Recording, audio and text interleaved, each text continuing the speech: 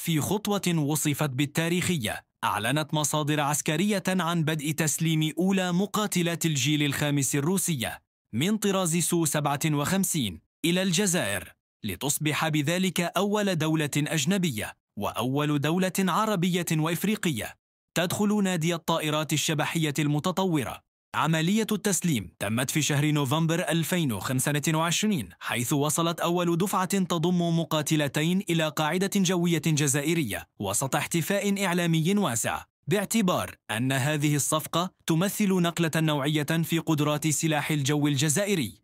الجزائر كانت قد وقعت عقدا مع موسكو قبل سنوات للحصول على عدد من هذه الطائرات بعد مفاوضات مطولة شملت الجوانب التقنية والمالية.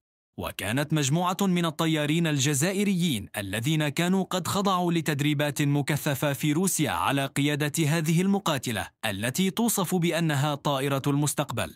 الصفقة تأتي في سياق تعزيز التعاون العسكري بين الجزائر وروسيا الذي يمتد لعقود طويلة، حيث تعتبر الجزائر من أكبر مستوردي السلاح الروسي في المنطقة.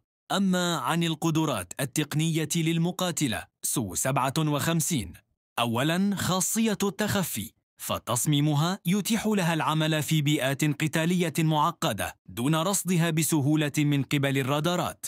ثانياً التسليح، فهي مجهزة بصواريخ جو وجو أرض متطورة مع إمكانية حمل الأسلحة داخل البدن للحفاظ على خاصية التخفي.